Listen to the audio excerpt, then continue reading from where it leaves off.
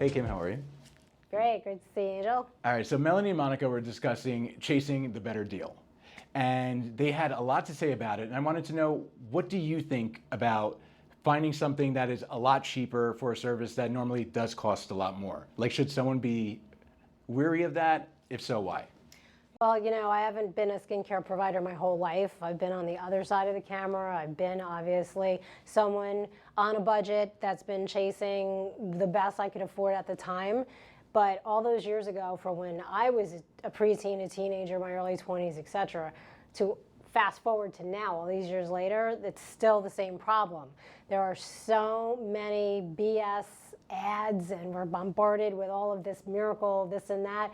And how are you supposed to even figure it out?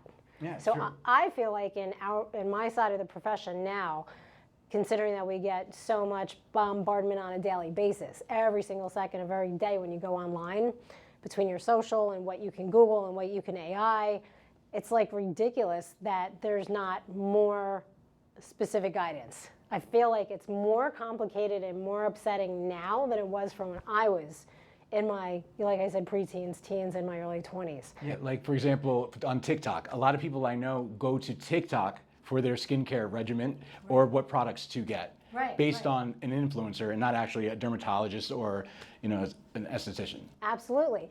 And then there's also a problem when the advice is coming from a professional, but you don't look up the credentials of that professional. So it might be, it's like my piece, right? Like what gets my gears grinding is the skin expert that has zero education other than what they're reading online, because they want the views, they want to go viral, and they're getting paid to run ads because they've built up a following. So those are always red flags number one.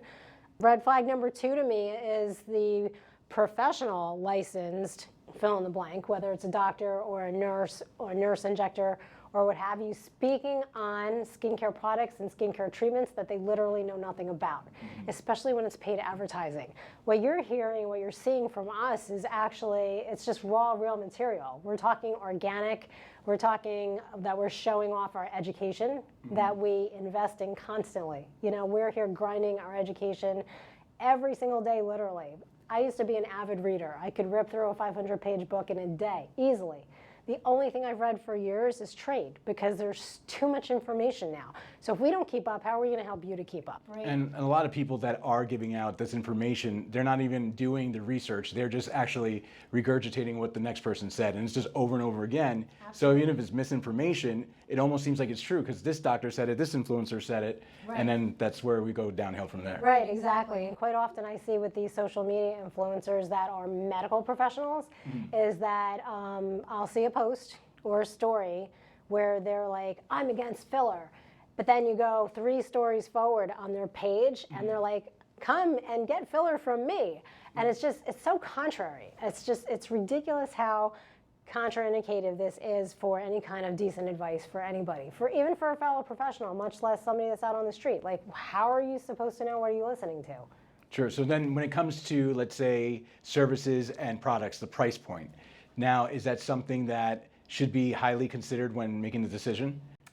Absolutely. We're not saying that cheap is bad, because again, I'm like a blue collar girl, right? I've always had to figure out the best that I could get, whether it's a treatment, a product, a car, food, whatever it is, within my budget. But there are some tips and tricks that I'm sure Monica and Melanie were sharing.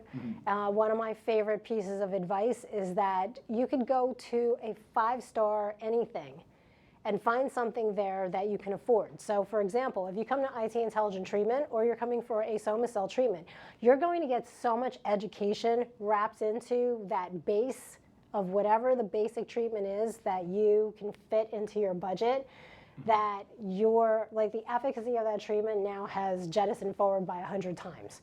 Because maybe you can't afford to come back for our top treatments, but you know why you can do things, you know why you can't do things, you know why your skin responds in certain ways, you've been educated on lifestyle and how that'll help your skin. This is a whole relationship that we get into. And then also when it comes to the more expensive things that maybe are promised at a lot cheaper value, you're not really getting that. Because a lot of times if they're cutting the costs, right? Like for example, like Botox and things like that, they're expensive things. Absolutely. So if they're charging very little, it could be maybe diluted, maybe expired or something like that, right? All That's of always the a risk. All of the above. All of the above? And any injector or cosmetic doctor that tells you that never happens, come on, man, really? Like, seriously. Yes, it does happen.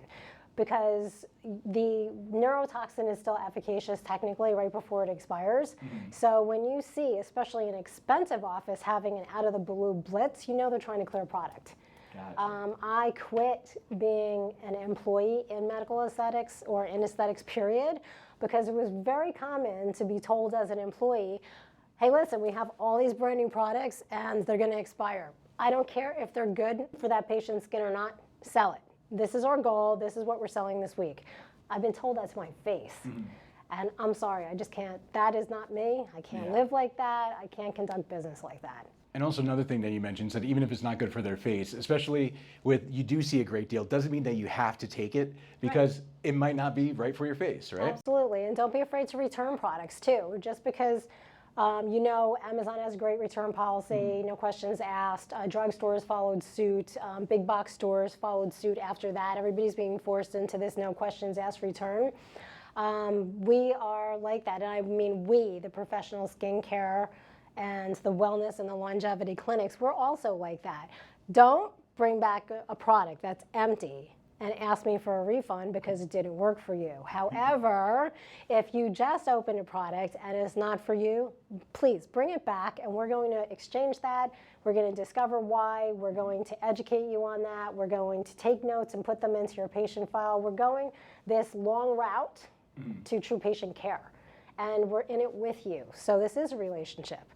You know, my biggest problem is when I've had patients that have been with me once a month for literally 15 years.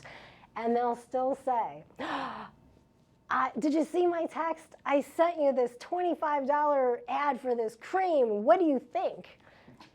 And dude, I'm telling you, my response every year to that product is the same response. If it worked like they advertised, this miracle in a jar for $20 or $5 or even $50, if it worked to that extent, you would only be able to get it on the black market. It would be worth millions of dollars per ounce. Like, we need to use our brains because we know that this is just a fantasy ad. It's TikTok, I'm telling you. That's what it is. Right, but it's like we want it, right? We're getting brainwashed, want those yes. results, so we do get brainwashed into it, and even the most educated intellectual person can fall for it. So I'm not saying... I fell for it.